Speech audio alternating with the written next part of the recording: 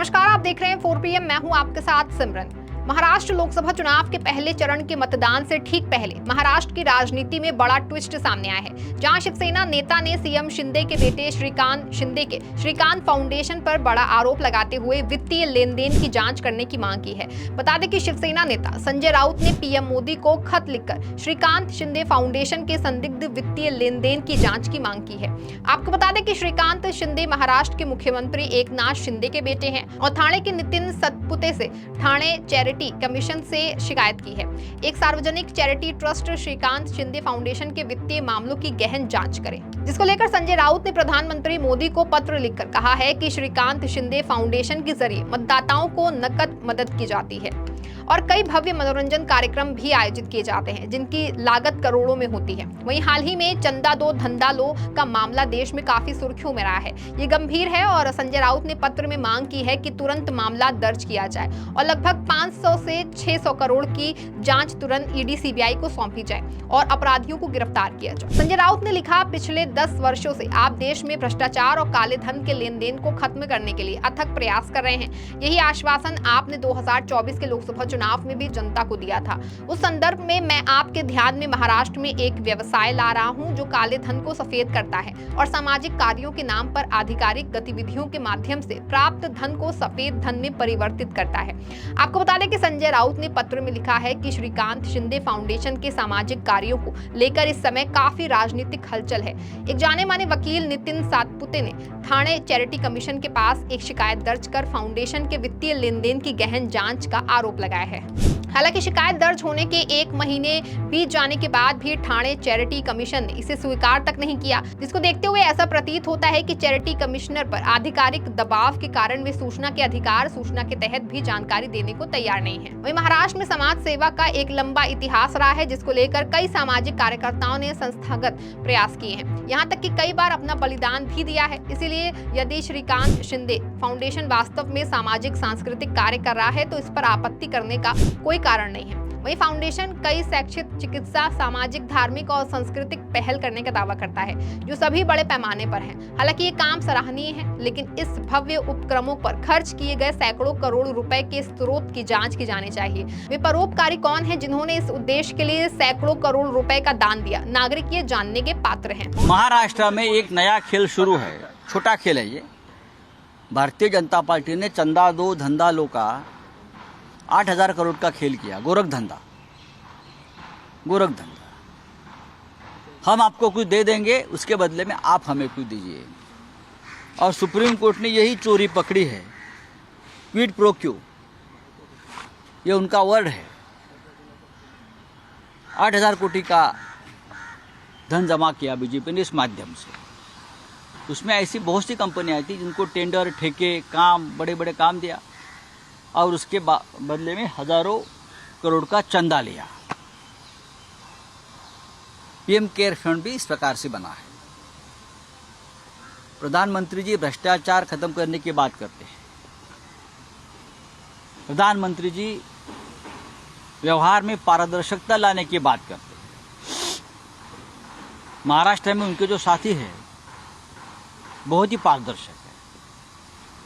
उनके जो युवराज है तो चुनाव लड़ रहे हैं कल्याण डोंबिवली से, श्रीकांत शिंदे, उनका एक फाउंडेशन है, श्रीकांत शिंदे फाउंडेशन। बहुत ही रहस्यमय तरीके से उनके व्यवहार चल रहे हैं।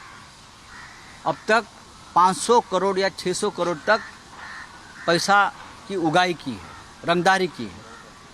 पिताजी मुख्यमंत्री है, वहाँ से बिल्डर, ठेकेदार, कॉन्ट्रैक्टर सबको फ़ोन जाते हैं और फाउंडेशन के नाम पर पैसा जमा किया जाता है। फाउंडेशन के माध्यम से बहुत से काम किए जाते हैं, एजुकेशनल, मेडिकल, सोशल, कल्चरल, धार्मिक, ऐसे बहुत से काम दिखाए जाते हैं। अगर किसी को गणपति के उत्सव में गांव में जाना है तो 1,000 बसें दिए जाते हैं। उसका पैसा कौन देता है, कहाँ से आता है, उसका हिसाब नहीं है। हमने चैरिटी कमिश्नर, धर्मादाय आयुक्त को, एक वकील है सीनियर नितिन सातपुते जी, उसने इंफॉर्मेशन मांगी कि क्या है, व्यवहार क्या है, ऑडिट किया है नहीं, क्या नहीं किया है, बैलेंस शीट क्या है। इस फाउंडेशन को कौन कौन पैसा देता है, लेकिन धर्मादाय आयुक्त, चैरिटी कमिश्नर उस बारे में कोई जानकारी देने को तैयार नहीं है। लेकिन हमारे पास जानकारी है। जो बड़े बड़े एडवर्टाइजमेंट ये लोगों ने दिए हैं कि हमने उसको फलाना को 1 करोड़ मदद किया, उनको 50 लाख, उनको 100 लाख, 1 करोड़ों का व्यवहार उस कागज़ पे दिखता है। लेकिन बैलेंस शीट अगर देखें उनकी तो 40 लाख से ऊपर उनका हिसाब नहीं जाता है। तो ये करोड़ों रुपए है, वो किसने भुगतान किया है, किस माध्यम से किया है। जैसे ये लोग जो है बड़े बड़े एंटरटेनमेंट शो करते हैं फाउंडेशन के माध्यम से, और उनके जो कलाकार है उनकी जो रॉयल्टी, उनका मानधन होता है वो भी लाखों करोड़ों रुपया होता है, मैंने देखा है। तो उनको ये पैसा कौन दे रहा है? वो बड़े बड़े पेंडॉल, एसी पेंडॉल्स है, हाँ, और भी व्यवस्था है, बड़े बड़े उनका ऑर्केस्ट्रा होता है, बड़े बड़े गायक होते हैं, कलाकार आते हैं, लाखों करोड़ों उनकी विदागी होते हैं। फिर ये पैसा कहाँ से जाता है, किस माध्यम से जाता है, कहाँ से भुगतान होता है, ये जानकारी धर्मादाय आयुक्त यानी चैरिटेबल ट्रस्ट देने को तैयार नहीं। उसका मतलब है ये सीधा 2 नंबर का पैसा है। उसका मतलब है ये सीधा ब्लैक मनी है, ये मनी लॉन्ड्रिंग है, ये रंगदारी है, ये वसूली है। क्योंकि आपके पिताजी मुख्यमंत्री हैं और आप उनके बेटे हैं, तो मैंने प्रधानमंत्री जी को लिखा है, आप तो पारदर्शिता की बात करते हो, आप भ्रष्टाचार खत्म करने की बात करते हो, लेकिन महाराष्ट्र में ये जो चल रहा है घोटाला, ये बहुत छोटा घोटाला है और बड़े बड़े घोटाले अभी सामने आएंगे, देखिए आज 2-3 दिन में। तो हमने ये कहा प्रधानमंत्री जी, एक देखिए आपका बहुत बड़ा स्वप्न है भ्रष्टाचार खत्म करने का, लेकिन आपके लोग क्या कर रहे हैं, बस इतना ही हमारी एक मांग है।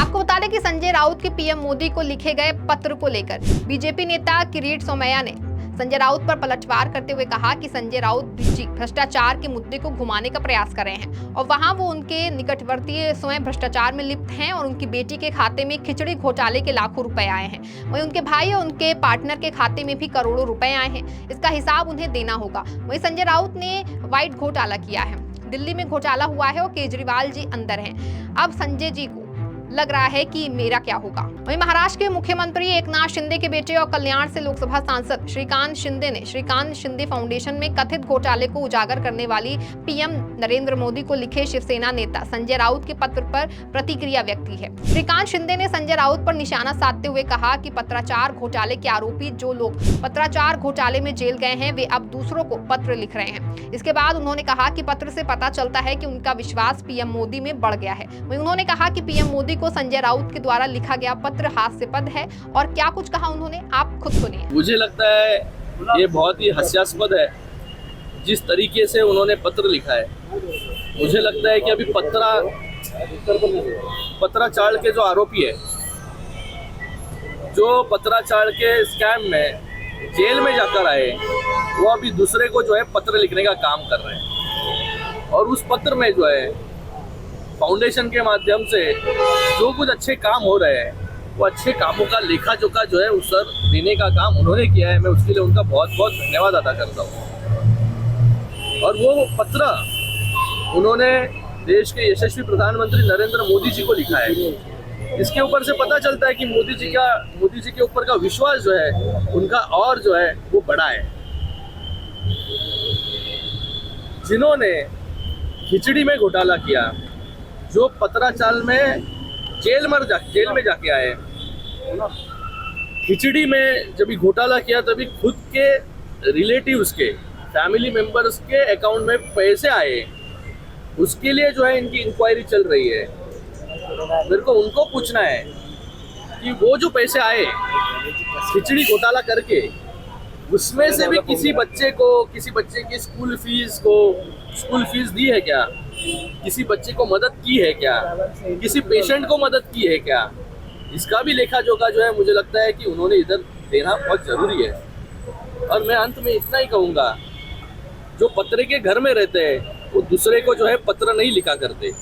और रोज महाराष्ट्र देख रहा है, देश देख रहा है कि इनकी मानसिक संतुलन जो है मेंटल स्टेबिलिटी वो दिन ब दिन जो है वो ढलती जा रही है। उनको एज अ डॉक्टर एडवाइस है कि आप एक अच्छा डॉक्टर, अच्छा हॉस्पिटल देख लीजिए जहाँ पर जो है वो ट्रीटमेंट कर सके। उसका पूरा खर्चा हमारा जो फाउंडेशन है वो फाउंडेशन करेगा। फिलहाल इस खबर में बस इतना ही। ऐसी तमाम राजनीतिक खबरों के लिए बने रहे हमारे साथ और देखते रहें 4 PM महाराष्ट्र। धन्यवाद।